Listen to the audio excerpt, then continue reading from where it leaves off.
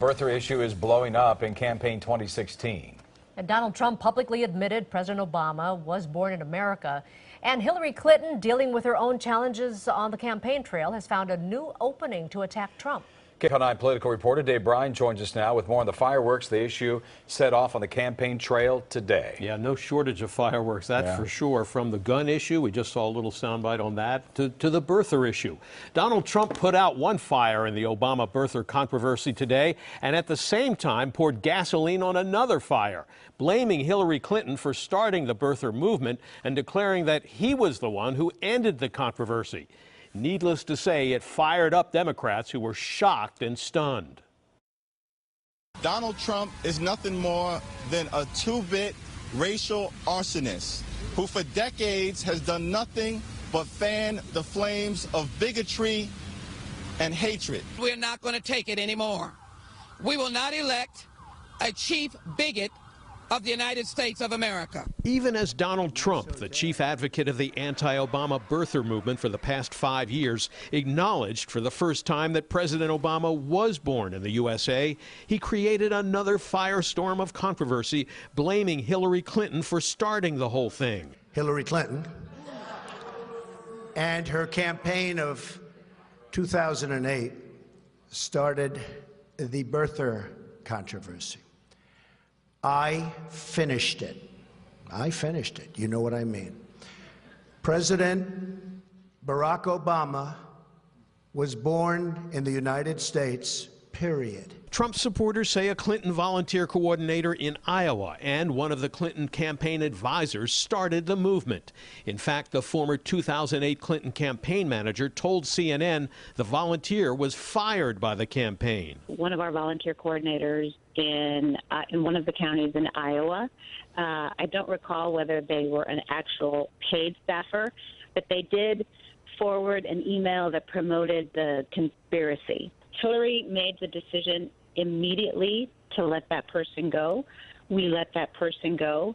And it was so, beyond the pale and, so not worthy of the kind of campaign that certainly Hillary wanted to run. And a former newspaper Washington bureau chief claims he was told about the rumor that Obama was born in Kenya by Sidney Blumenthal, a Clinton confidant. But Blumenthal told the Boston Globe in an email, "This is false, period." The Washington Post and many national fact-checking services agree neither Hillary Clinton nor her campaign ever questioned Barack Obama's birthplace or citizenship before, during, or after the 2008 campaign.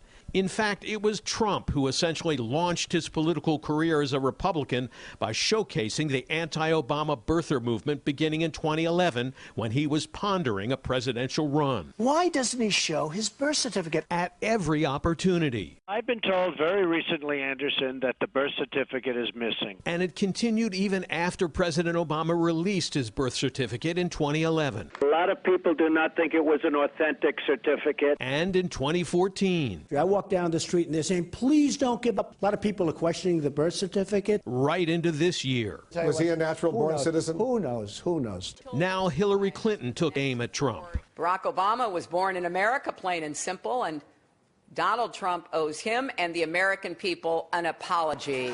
Trump didn't answer any questions at his brief announcement, but he's been appealing for African-American votes in recent weeks, and the numbers explain why. The polls show he's getting almost none, and this latest episode may not help him much. There were those who questioned and continue to question for the past 8 years, up through this very day, whether my husband was even born in this country.